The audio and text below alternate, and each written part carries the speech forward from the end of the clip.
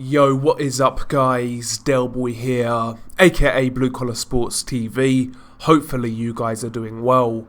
If you're new here, smash that like, hit subscribe, all of that good stuff. So following Anthony Joshua's unanimous decision loss to Alexander Usyk, people now are speculating in regards to the future of Anthony Joshua and where he currently stands in the heavyweight division. Many things have been said in regards to his training setup, his trainer, his mindset, his mentality, whether he should take the rematch with Alexander Usyk. There's a lot to discuss when it comes to Anthony Joshua right now. To be honest with you, I'm not really sure where to start. I think I'll start on the topic of mental strength in regards to Anthony Joshua. Not even mental strength, more so confidence, I guess I would say, when it comes to Joshua. I've felt for a little while that Anthony Joshua hasn't really fully recovered from those demons of June 1st against Andy Ruiz, where he obviously suffered an upset loss where he got stopped. Now obviously we know what happened after that. They activated the rematch clause, they took the rematch, they took it to Saudi Arabia, and they won. And after that they fought Kubrat Pulev, who was the IBF mandatory. But for me personally, those two fights, obviously the Andy Ruiz rematch, Anthony Joshua, he won it clearly, no doubt about it. He completely nullified Andy Ruiz for the most part. But at the time, I remember saying that to me, Anthony Joshua at times looked extremely nervous. I don't want to say scared, but he looked very timid and very aware of what was coming back. And obviously as a fighter, you should be aware of what's coming back, but not to the point where you're so preoccupied with that it takes away from your own game. I felt there was numerous points in that Ruiz rematch where AJ looked very timid and very nervous. Every time Ruiz got close, which wasn't on many occasions, but every time Ruiz got close, AJ looked very flustered and he always tried to hold. And every time Ruiz did connect, which again wasn't much, AJ looked affected by it, you know? So yeah, he won that fight, but to me mentally, in terms of body language, he did not look convincing. I maintain till this day, Anthony Joshua was there for the taking in Saudi Arabia. I know that's not a popular opinion. Everybody at the time called it a boxing masterclass. I never saw that. He won the fight clearly, but to me it was clear there were still demons in regards to Anthony Joshua. And even the Kubrat Pulev fight now, I got a lot of criticism for stating this in my post-fight review at the time. Yeah, Joshua got the stoppage win.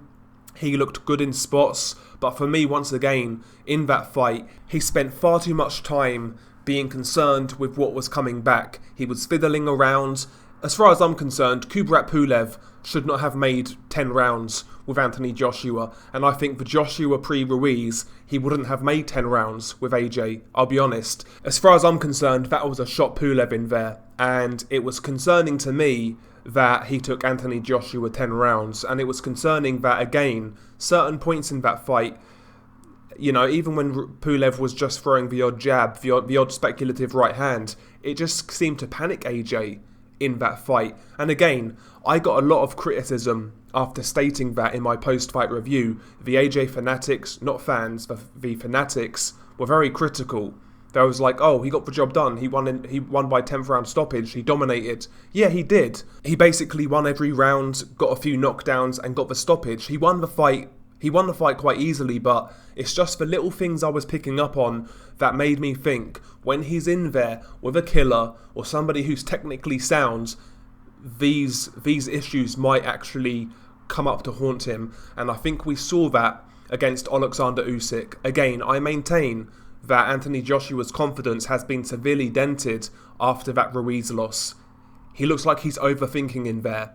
Anthony Joshua really is a straight up and down boxer puncher. He's a big heavyweight, relatively fast, relatively powerful. He's overcomplicating it, and that's because of what happened, in my opinion, on June 1st against Andy Ruiz. He's very conscious of that happening again. It's like now Anthony Joshua is almost, he's too worried about getting hit. He's too worried about getting hit, and you know, that's a horrible, horrible mindset to be in at the elite level, especially against someone like Alexander Usyk. Usyk being a guy who changes the levels in regards to his punches, changes the angles in regards to his footwork. He's got an incredible feint game, great head movement, and in that fight with Usyk, Anthony Joshua was biting on every single movement in which Usyk was doing. And the problem with that is, it's extremely mentally taxing, and for a guy like Anthony Joshua, who doesn't have the greatest gas tank, that can then develop into physical fatigue. And I think we saw that as that fight was playing out. I truly believe that Anthony Joshua's anxiety was on full display against Alexander Usyk. What I'm trying to say is, right now, to me, Anthony Joshua doesn't really strike me as a confident fighter, and I think he's overthinking things a little bit. And again, fighting somebody like Usyk when you're not that confident, when you're overthinking things, is a terrible combination. So for me personally, the biggest key for Anthony Joshua is to reevaluate and essentially get his mind right. More so than changing trainer, more so than adding people to his camp. And that was another thing actually, on fight night. Again, I explained my theory on Anthony Joshua lacking confidence, overthinking. Again, if that is the case, the worst thing that can happen to you, again, in a fight, is have multiple instructions from the corner. And I heard that on fight night during the rounds. There were multiple people in Anthony Joshua's corner screaming different instructions. And I personally don't think that's helpful, especially for someone like Joshua, where he's at right now. In fact, Spencer Theron made a point about that as well. Multiple instructions from multiple different people. I don't think that's helpful. So I think the key for Anthony Joshua right now is to get his mindset right, and from there, maybe make a few changes in your corner. Maybe get rid of a few people. There's a lot of hangers-on there, a big entourage. A lot of people are eating off Anthony Joshua. I think he's lost sight in the fact that it's about him.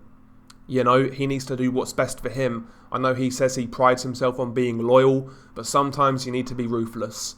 And I think Joshua definitely needs to do that when it comes to certain members of his team. As for Rob McCracken, I think Rob McCracken has done a very good job, but I've not really seen the improvements from Anthony Joshua since the Klitschko fight. So, maybe a change of trainer is required for Anthony Joshua at this point in time. I'm not convinced that Rob McCracken can devise a game plan to beat Alexander Usyk, if I'm being honest.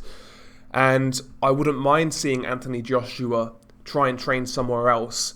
For Anthony Joshua's sake, it's a shame that Tyson Fury is with Sugar Hill. I think the Kronk would be a perfect place for Anthony Joshua. In fact, it's funny I say that. I think it was after the Dillian White fight.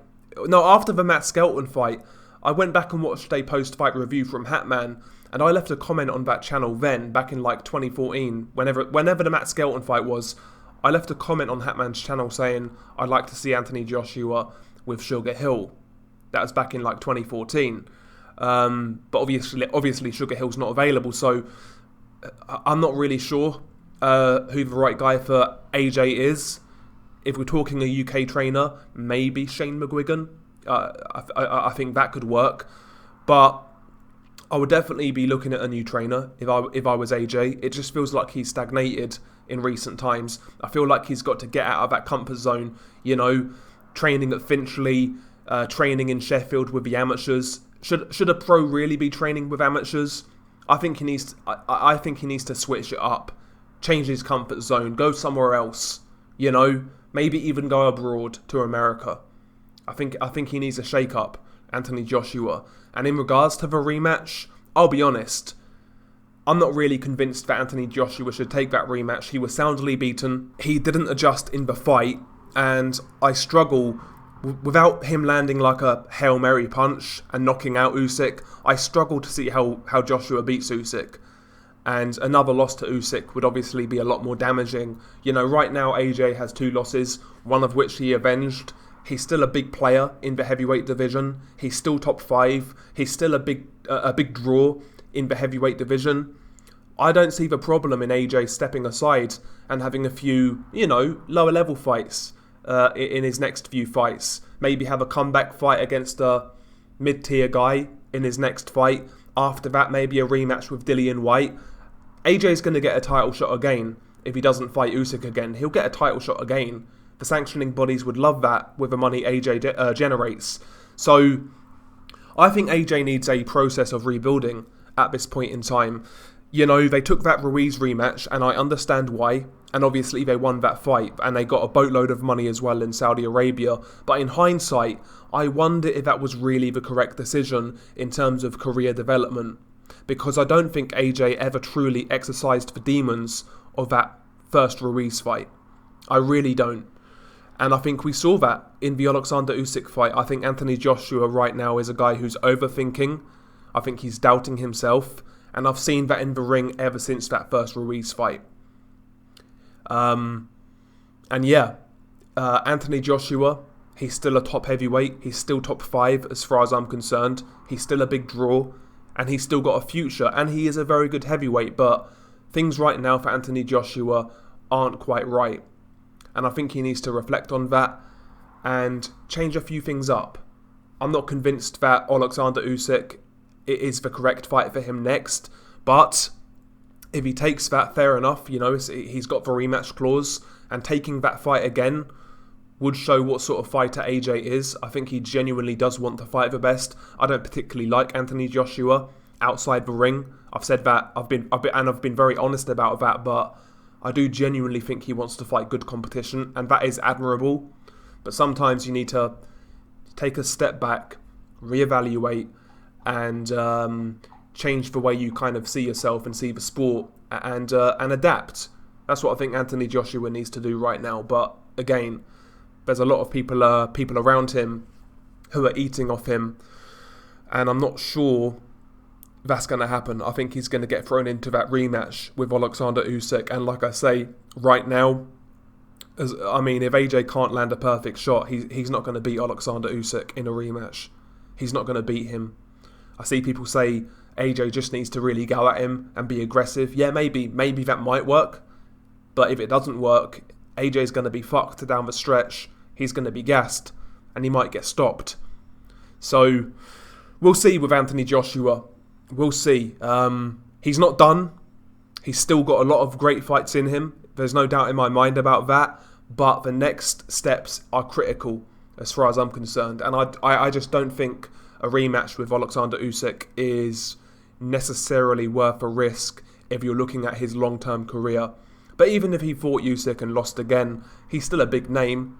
You know, he could still fight the loser of Fury Wilder 3. It'd still be a big fight. But I'm just saying, just my opinion, you know, rolling off the tongue kind of thing. But what about you guys? How do you see the future of Anthony Joshua? What changes do you believe he needs to make? Do you believe he needs to change his training setup, his location? Do you believe he needs to work on his mental game? I want your thoughts below on this one.